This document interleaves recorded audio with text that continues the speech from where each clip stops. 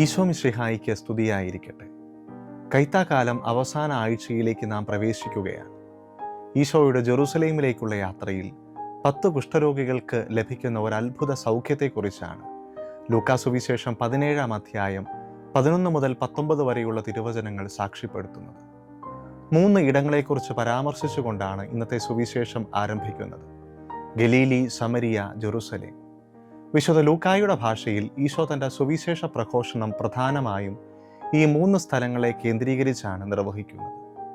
ഗലീലയിൽ നിന്ന് സമരിയ വഴി പോയാൽ ജെറുസലേമിൽ എളുപ്പത്തിലെത്താം. ഗലീലയും ജെറുസലേമും യഹൂദ പട്ടണങ്ങളാണ്.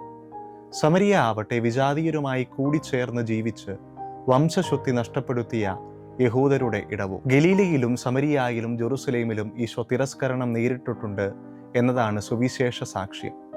ജെറുസലേമിലേക്കുള്ള യാത്ര തിരസ്കരണത്തിൻ്റെ പൂർത്തീകരണമായ ഈശോയുടെ കഷ്ടാനുഭവങ്ങളിലേക്കുള്ള യാത്രയാണ്. മനുഷ്യരെ രക്ഷിക്കാൻ ഈ ഭൂമിയിലെത്തിയവൻ മനുഷ്യരാൽ തിരസ്കരിക്കപ്പെടുന്നു. ആദ്യം തിരഞ്ഞെടുക്കപ്പെട്ട ജനതയായ യഹൂദരും പിന്നീട് മറ്റുള്ളവരും അവനെ കൈവിടിഞ്ഞു. തിരസ്കരണങ്ങളുടെ ഈ ഘോഷയാത്ര യെശയ്യാ പ്രവാചകൻ 53:3 മുൻപേ കുറിക്കപ്പെട്ടിട്ടുള്ളതാണ്. അവൻ മനുഷ്യരാൽ നിന്ദിക്കപ്പെടുകയും ഉപേക്ഷിക്കപ്പെടുകയും ചെയ്തു. അവൻ വേദനയും ദുഃഖവും നിറഞ്ഞവനായിരുന്നു. നാം അവനെ ബഹുമാനിച്ചതുമില്ല.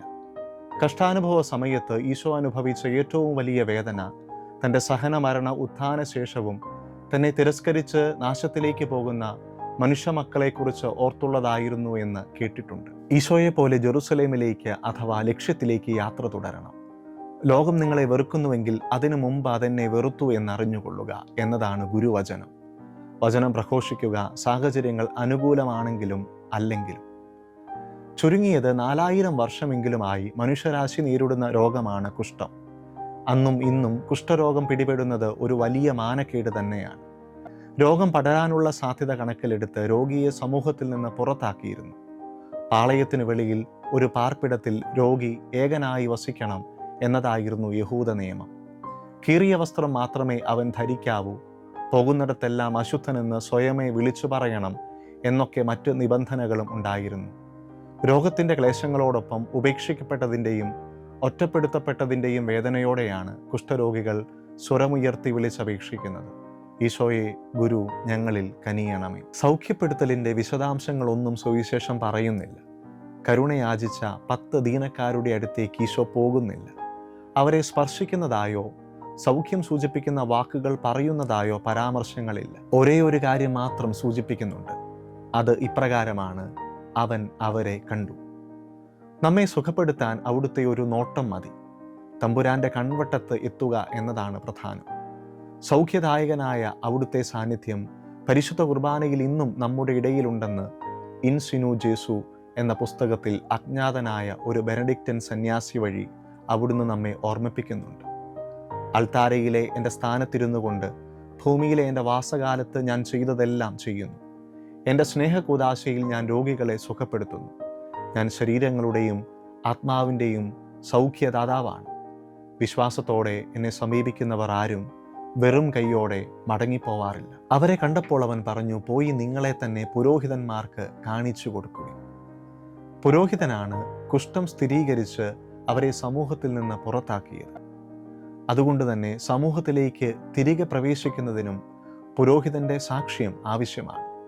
ആയതിനാൽ 9 യഹൂദരും ജെറുസലേം ദേവാലയത്തിലേക്കും സമരിയാക്കാരൻ ഗെരിസീം മലമുകളിലെ ദേവാലയത്തിലേക്കും പുരോഹിതരെ തേടി യാത്രയാകുന്നു.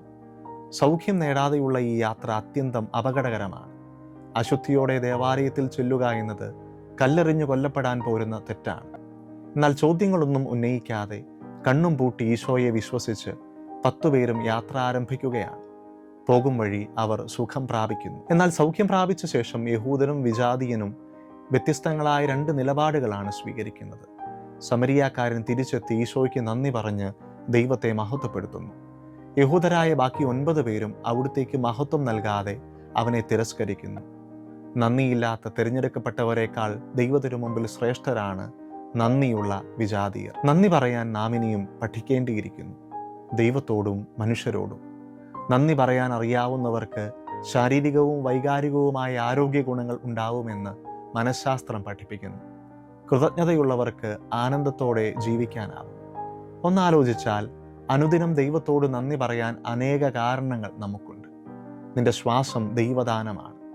ആരോഗ്യവും സമ്പത്തും ജോലിയും കുടുംബവുമൊക്കെ ദൈവം കരുതിയതിൻ്റെ ഉത്തമ ഉദാഹരണങ്ങൾ. ജീവിതം ദൈവം നല്ലവനാണെന്ന് നമ്മെ പഠിപ്പിക്കേണ്ടതാണ്. അപ്പോൾ സങ്കീർത്തകനെ പോലെ നാമും പാടും, കർത്താവിന് നന്ദി പറയുവിൻ, അവിടുന്ന് നല്ലവനാണ്, അവിടുത്തെ കാരുണ്യം എന്നേക്കും നിലനിൽക്കുന്നു. നാം ഓരോരുത്തരെയും കുറിച്ചുള്ള ദൈവഹിതം ഇപ്രകാരമാണെന്ന് പൗലോസ്ലീഹ തെസ്സലോനിക്കക്കാർക്ക് എഴുതുന്നു.